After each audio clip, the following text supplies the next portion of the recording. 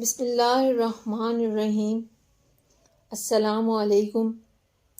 پیغمبر اسلام صلی اللہ علیہ وسلم کا حضرت عائشہ رضی اللہ تعالیٰ عنہا سے نکاح کا واقعہ۔ انبیاء اکرام کی زندگی کا ہر عمل ہماری رہنمائی کے لیے تھا۔ زندگی کا ایک اہم شعبہ ازدواجی اور خاندانی زندگی ہے، جس سے ہر انسان گزرتا ہے۔ ہر شخص حاکم اور قاضی نہیں بنتا، ہر شخص تجارت اور کاروبار نہیں کرتا، لیکن تقریباً ہر شخص خاندان کا حصہ ہوتا ہے، شادی بیاہ کے مرحلے سے گزرتا ہے اور اس کے ذریعے ایک نیا خاندان وجود میں آتا ہے۔ خاندان کا حصہ مرد بھی ہوتے ہیں اور عورتیں بھی ہوتی ہیں۔ اس کو قدم قدم پر رہنمائی کی ضرورت پیش آتی ہے۔ اس لیے رسول اللہ صلی اللہ علیہ وآلہ وسلم کو عام لوگوں کے مقابل زیادہ نکاح کی اجازت دی گئی۔ آپ نے مختلف قبائل میں نکاح کیے، جس سے اسلام کی اشاعت میں مدد ملی۔ خواتین نیز خاندانی زندگی سے متعلق احکام کی تفصیلات مہیا ہوئیں۔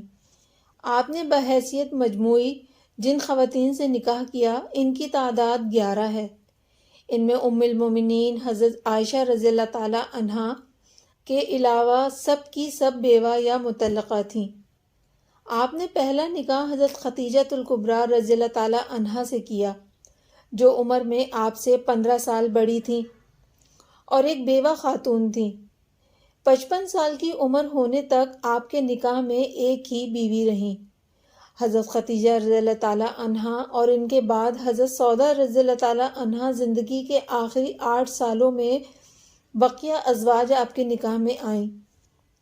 غرض کے پہلا نکاح آپ نے 25 سال کی عمر میں 40 سال کی خاتون سے کیا۔ دوسرے ایک کے سوا آپ کی تمام بیویاں بیوہ یا مطلقہ تھیں۔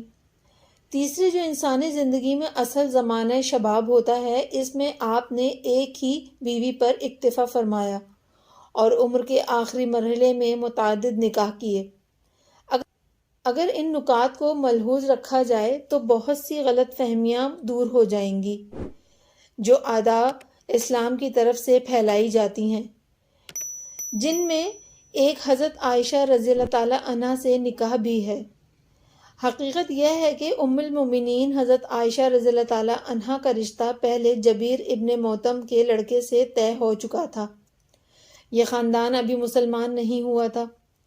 جبیر کی بیوی نے کہا کہ اگر ابو بکر کی لڑکی ہمارے گھر آ گئی تو ہمارا گھر بھی بد دین ہو جائے گا، اس لیے ہم کو یہ رشتہ منظور نہیں، اس لیے یہ رشتہ ختم ہو گیا۔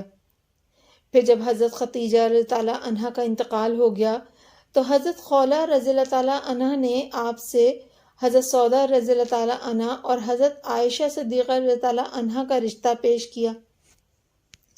حضرت سودا رضی اللہ تعالیٰ عنہا آپ صلی اللہ علیہ وسلم کی ہم عمر تھیں۔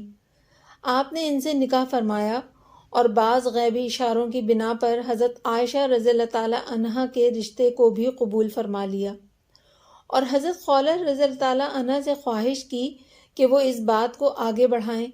حضرت خولہ رضی اللہ تعالیٰ عنہا نے حضرت ابو بکر صدیق رضی اللہ تعالیٰ عنہا کے سامنے یہ بات رکھی۔ حضرت ابو بکر کو یوں تو یہ رشتہ دل و جان سے محبوب تھا، لیکن چونکہ زمانہ جاہلیت میں منہ بولے بھائی کی بیٹی سے نکاح کو حرام سمجھا جاتا تھا، اس لیے اس پر تامل ہوا۔ جب حضرت خولہ رضی اللہ تعالیٰ عنہا نے حضور صلی اللہ علیہ وسلم سے یہ بات بتائی تو آپ نے فرمایا کہ ابو بکر دینی بھائی ہیں، نہ کہ سگے بھائی، اس لیے ان کی بچی سے میرا نکاح ہو سکتا ہے۔ تو پھر وہ کھٹک بھی دور ہو گئی۔ اس طرح حضرت عائشہ صدیقہ رضی اللہ تعالیٰ عنہا سے آپ کا نکاح ہوا۔ نکاح کے وقت رائج قول کے مطابق حضرت عائشہ رضی اللہ عنہا کی عمر 6 سال تھی اور رخصتی کے وقت 9 سال۔ دوسرے قول کے مطابق نکاح کے وقت حضرت عائشہ رضی اللہ تعالیٰ عنہا کی عمر 18 سال تھی، لیکن 9 سال والی روایت کو امام بخاری رضی اللہ عنہ نے اپنی کتاب میں نقل کیا ہے اور اہل علم کے نزدیک یہی روایت زیادہ صحیح ہے۔ حضرت عائشہ سے نکاح کے کئی بڑے فوائد حاصل ہوئے۔ ایک تو جاہلیت کی یہ رسم ختم ہو گئی کہ منہ بولا بھائی سگے بھائی کی طرح ہے اور سگے بھائی کی بیٹی کی طرح اس کی بیٹی سے بھی نکاح کی ممانعت ہے۔ اگر آپ نے اپنے عمل کے ذریعے اس جاہلانہ رسم کے خاتمے کا اعلان نہ کیا ہوتا تو صرف زبانی ہدایت پر اکتفا کیا ہوتا تو شاید بھائی اور بھتیجی کے مصنوعی رشتے کا تصور آسانی سے ختم نہیں ہوتا، اور صدیوں سے آئے ہوئے اس رواج کی مخالفت لوگوں کو گوارا نہیں ہوتی۔ لیکن جب آپ نے خود منہ بولے بھائی کی صاحبزادی سے نکاح کر لیا تو ہمیشہ کے لیے یہ تصور ختم ہو گیا۔ دوسرے، اللہ تعالیٰ نے حضرت عائشہ رضی اللہ تعالیٰ عنہ کو غیر معمولی ذکاوت و ذہانت سے نوازا تھا۔ حضرت عائشہ صدیقہ رضی اللہ تعالیٰ عنہ جیسی ذہین خاتون کے آپ کے نکاح میں ہونے کی وجہ سے خواتین اور خاندانی زندگی سے متعلق بہت سارے مسائل کا حل انہی کی روایات سے ہوا ہے۔ اس لیے امت کو آپ کے ذریعے جو علمی اور فکری فائدہ پہنچا وہ بظاہر کسی اور سے نہیں ہو سکتا تھا۔ رسول اللہ صلی اللہ علیہ وآلہ وسلم کے بعد حضرت عائشہ صدیقہ رضی اللہ تعالیٰ عنہ 48 سال زندہ رہیں، اور ان کی ہدایت و اصلاح اور تعلیم و تربیت کا چشمہ جاری رہا۔ کہا جاتا ہے کہ 20 سال میں ایک نسل بدل جاتی ہے۔ اس طرح حضور صلی اللہ علیہ وآلہ وسلم کی وفات کے بعد بھی 2 نسلیں ان سے فیضیاب ہوئیں۔ یہ اسی لیے ممکن ہو سکا کہ وہ کم عمری میں آپ کے نکاح میں آ گئی تھیں۔ جہاں تک نکاح کے وقت کم سنی کی بات ہے تو اس کا تعلق اصل میں سماجی تعامل و رواج، موسمی حالات اور غذا سے ہے۔ اس لیے مختلف علاقوں میں بلوغ کی عمریں الگ الگ ہوتی ہیں۔